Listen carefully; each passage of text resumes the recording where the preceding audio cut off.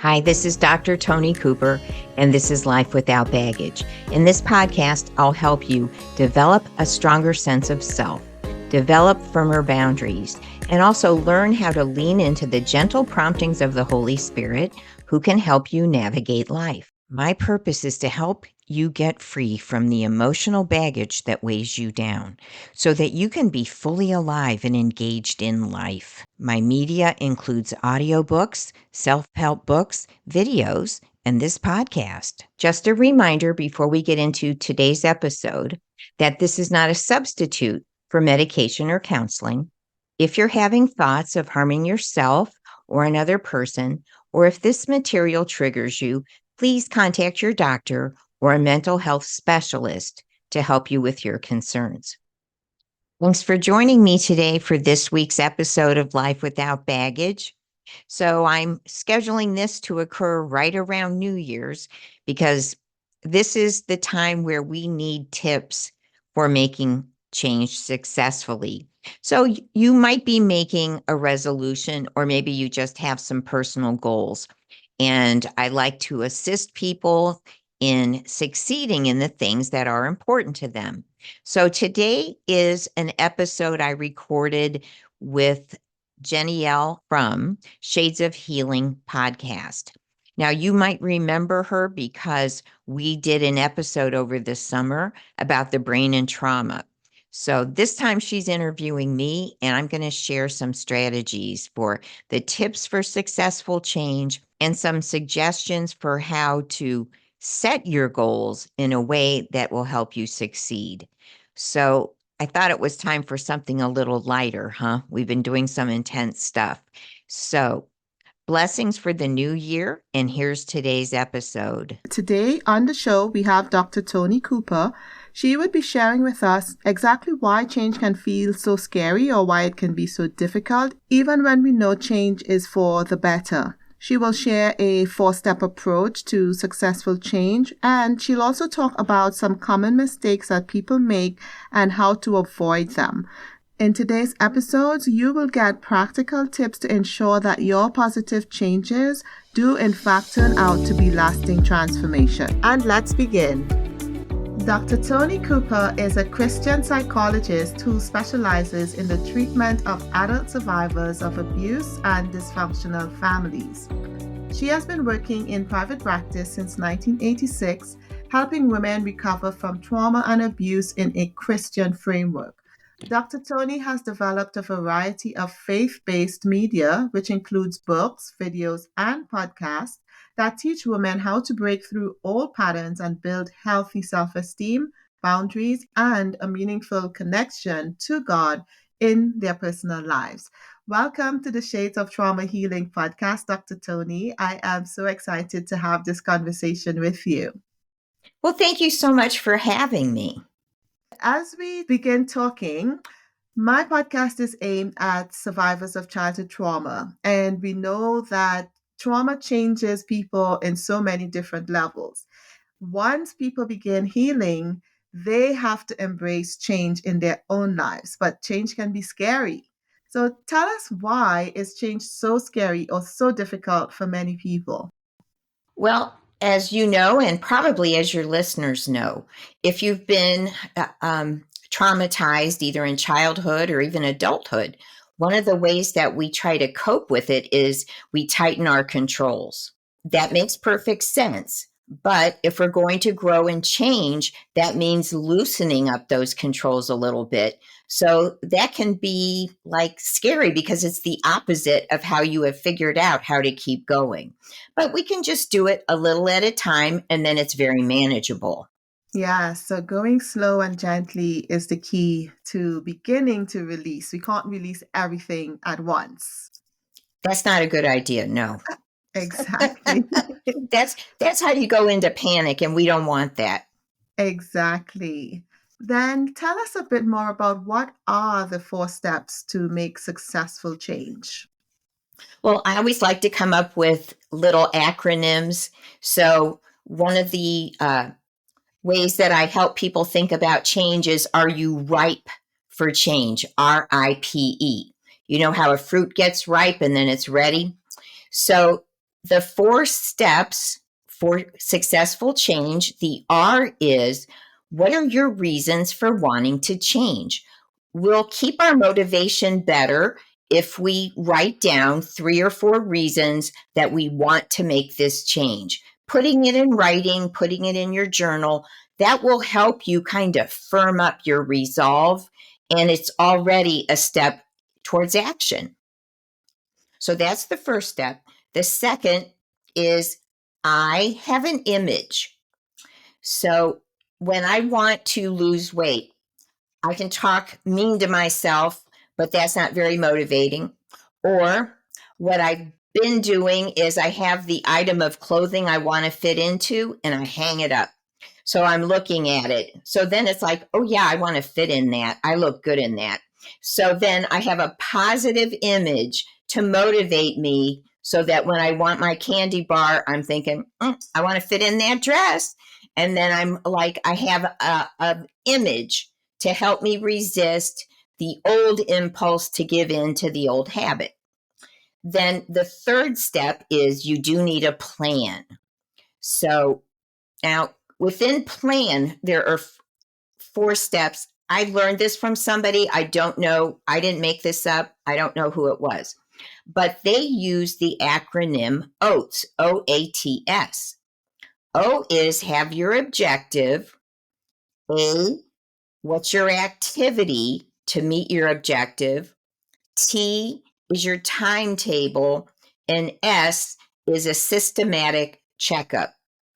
Let's say your objective is, I want to get in shape. I want to start exercising.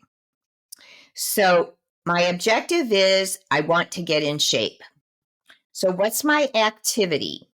Maybe I'm going to walk 4 days a week, or maybe I'm going to play tennis 3 days a week. But I designate what is my activity. Maybe you like to lift weights. So figure out what's the activity I'm going to use so that I can get to my objective. And then what's the timetable? How many times a week? How many minutes?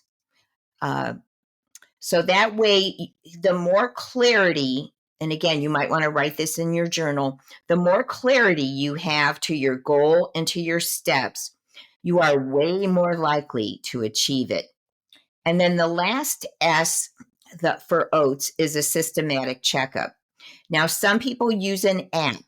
And so your app gives you a reading of if you did what you said you were going to do that day or that week. Some people go to support groups or they have a sponsor. And so their checkup is, I'm going to weigh in at my support group, or I'm going to have to tell my sponsor that, hey, I bought a bag of cookies and I ate the whole thing. And so that way, again, we are social creatures and we're more motivated to follow through if we have to say, hey, I didn't do what I said I was going to do. It's positive pressure. And then the last step of the 4 for RIPE is, what are the excuses that you're going to make to not do this? Because we all make excuses.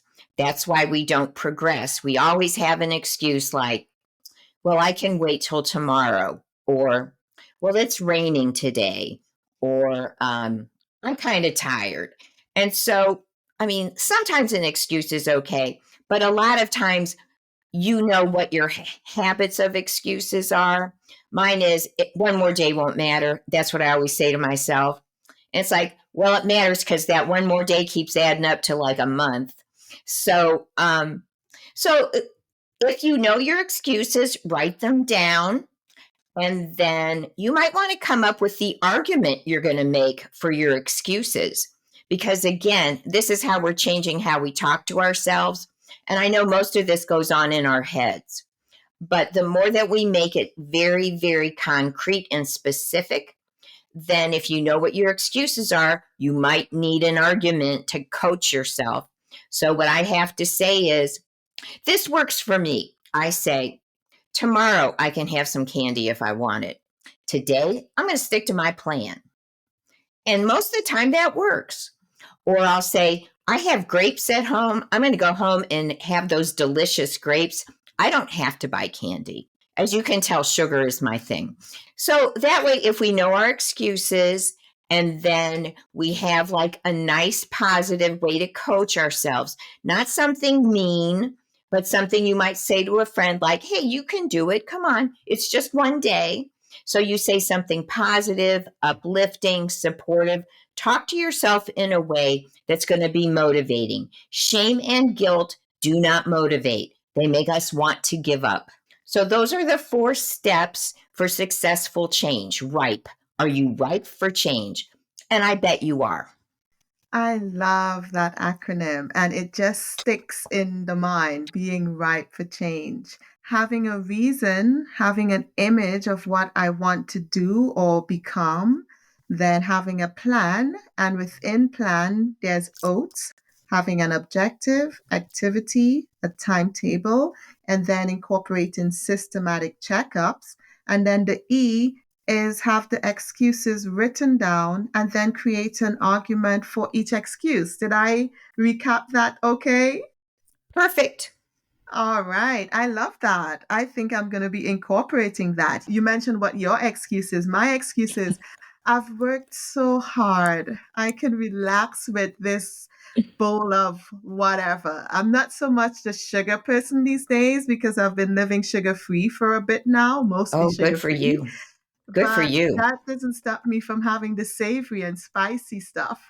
So I will be incorporating this in my practice for my excuses. Thank you for sharing that. Well, you're welcome. We have to keep it simple. If we make it too hard, it won't happen. Very true. It becomes overwhelming thinking we have to do too much at once. Absolutely. So that's one of the mistakes people make is they're trying to do too many changes, too big of a change all at once. Sometimes people will come in my office and I'll say, what are you hoping to get out of our work? And they'll say, I want to quit smoking, I want to lose weight, and I want to control my temper. Okay. And I want to do it, give me the steps. And I'll say, well, let's start with one. What's the one you want to focus on? And they might say, hey, I want to do all of them. They're all important. And it's like, well, we might want to prioritize that because if you try to tackle everything at once, you won't succeed at anything. And that's probably why, you're here because you tried to do it all at once and that never works for anybody. So we want to keep some priorities and make it manageable. The more simple that you make your plan, the more that you can weave it into your regular day, the more likely you are to do it. For example, I've been trying to eat healthier for a couple of years, and I'm better than how I was. But what they usually tell you is have like a menu, have a plan for the week, buy your groceries all at once. I know I won't do that. I know I won't. I never do. So so I know for me, that isn't going to work. I have to do it differently. So what works for me is I don't have certain things in the house. And then I do find food that I like. I always have grapes in the house. I generally have salad. I usually do cook enough at once so that, like a chicken breast or a lean pork chop, I'll do a bunch of those so I can freeze a few. That I can do. For some reason, that doesn't feel like too much. Brilliant. And you talk about not doing too much too soon. What are some other common mistakes people make when they are trying to change? Well, another thing is that many of us have perfectionistic tendencies. So we really talk badly to ourselves when we don't do everything the way that we wanted to, or we're not making the progress as fast as we had hoped. And so when we become perfectionistic, when that self critical, the inner critic, the inner bully, whatever you call it, when that kicks in and you listen to it, then you're going to want to give up. And so that's the mistake. People are not patient with themselves. They criticize themselves. They don't value the effort they've made.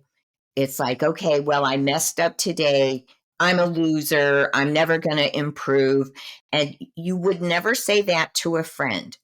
Anything you wouldn't say to a friend, you shouldn't say to yourself. It's not helpful. It's not motivating. It's not in the Bible. That's not what we're taught. We're supposed to have grace, focus on what's positive, what's helpful, what's life giving. And so if I have a bad day and I give in, I'll say, okay, I kind of gave in to my old patterns today. I can start fresh tomorrow. I'm still better than I was a month ago or 6 months ago. It's like if I look at the progress, then that is motivating. If I focus on the day that I didn't do what I said, that I gave in to whatever, if I was stressed, if I was upset and I just gave in, that's going to keep me from continuing on the path. And we want to be kind to ourselves as we take one step at a time. Anything else you want to share in terms of common mistakes? Well, this is where I think the journal is so handy. If you know that, that's another step of the journal. If you know that you talk, I would call it smack. I don't know if you use that term in Canada. If I talk smack to myself on a bad day, then I maybe want to have a couple nice things that I'm going to say if I had a hard day, if I didn't meet my goal, whatever, and say. Sometimes I have people write this on a 3x5 card. You can write it in your journal. Things like, I am doing this one step at a time. Each day is a new opportunity. I will start fresh tomorrow. You know, in Lamentations, it says, His mercies are new every morning. That maybe we need some mercy, and tomorrow it's a new day. We start over. And this is where, you know, if you have a friend to say, hey, I really messed up today, or I text my brother and say, well, today I blah, blah, blah. And he always is merciful, and he'll say, well, I'm sure you'll do better tomorrow. He doesn't like get all bent out of shape like I do. He's like, yeah, you'll do okay. I mean, you'll get there. It's just you didn't do it today. And so it sort of puts it in perspective. But if this is the way that your family has handled mistakes you make or how they talk to each other, it is more work to interrupt it, but it can be done. I talk about the idea that, you know, how our neuropsychology is. There's train tracks in the brain of how we think.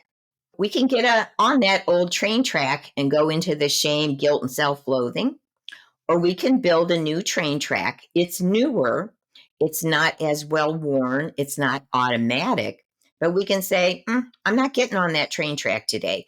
I am going to be kind to myself. I'm going to talk to myself the way that Jesus would talk to me, the way my friends would talk to me. And so we build that new train track of how to talk to ourselves. And, you know, as we become more kind, more positive, the change becomes much easier. And that leads into another point that I want to ask about. We talk about the train tracks in the brain and setting new habits. A lot of people I know would begin making change. It would last for a couple weeks, maybe a couple months, and then things go back to the way they were. So, what are some tips that you can give us to help us succeed in making the change last? So the old way of doing things, when you get stressed, your tendency might be to slip backwards. So this is where, if you are part of a community where you maybe, or a friend, or even if you have a sponsor where you want to stay on track, because if we only make decisions and changes based on crisis, you won't stick to your goal. But if you know your reasons for, I want to be healthier, I do want to drop, you know, my winter weight, but I also want to be healthier. So if my plan is I'm going to maybe find some exercise and I'm going to make friends where I go exercise. I took up pickleball not too long ago. Well, I have friends there now. So I'm motivated to stick to the exercise because now it is also part of my kind of social network for the week. I have other people that I'm interacting with. Women, especially, we are social creatures. So the more that you can weave in your goals with your community of faith or your Bible study group or a best friend, that you can say, okay, I want to stay on track. If we only make decisions based on crisis, we probably won't stick to it.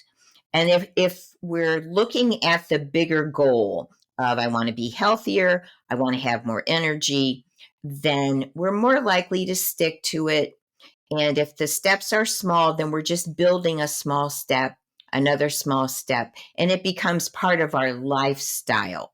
It's not just like a crash course to get in shape for a class reunion. Got it. Got it. It makes so much sense. Having that accountability is so key. As you've worked with women, helping them recover from trauma and abuse for a while. What are some of those resources that you've developed to help trauma survivors? Well, my YouTube channel is loaded with videos on coping. Dr. Tony Cooper. It's loaded with videos. They're all less than 20 minutes. I have one of my most popular videos is called A Prayer to Heal from Trauma.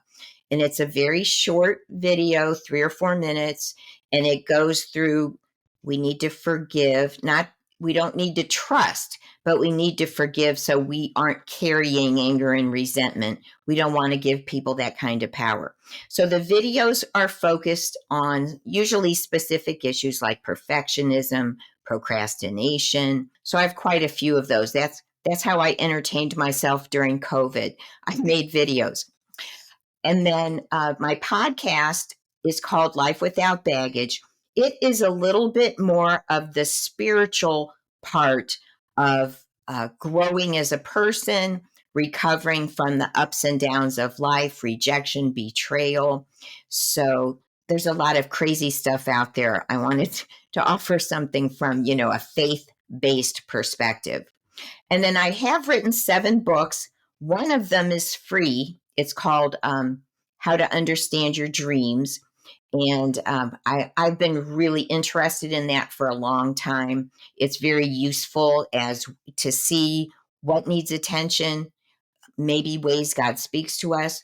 And then the other books are on Amazon. I've written 2 devotional books, a Bible study, a book on correcting distortions in your view of God, and my most recent book is called Anxiety, Depression, and Helplessness. The Lord has just given me different projects at different times, and I just sort of dive into it. But it's just, God is very creative. He gives us creative strategies to get where we want to go. So nobody has to do this on their own. And the Lord wants you to succeed. I will be putting all of those links in the show notes so people can get in touch with you, pick up a copy of your books, watch the videos. You made such a good use of the time during COVID Thank with you. these videos, and now this product is out in the world to help other women. I love it. Yeah, we all had to find ways to keep our sanity during that, didn't we? Absolutely. And as we begin wrapping up for today, I always like to give my guests final words. Anything you would like to share on the change process or anything that's on your heart, knowing the audience, take it away. Okay. Well, what I want to say is it may feel like you are never going to be where you want to go. But if you think about it like a car ride, it might be a very long car ride. And I don't like car rides myself.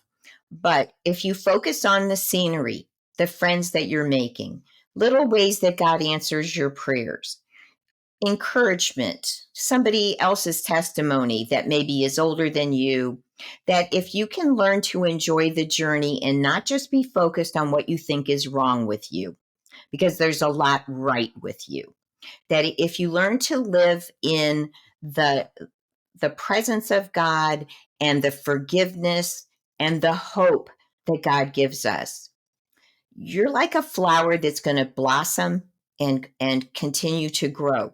So don't get too bogged down with any manure that you are going through right now. Thank you so much, Dr. Tony Cooper. And I pray blessings upon you and the work that you do, the work/ministry, because I can sense the heart and the love that you have for helping others change. So thank you so much for being with us today. God bless. Thank you. I really enjoyed being with you.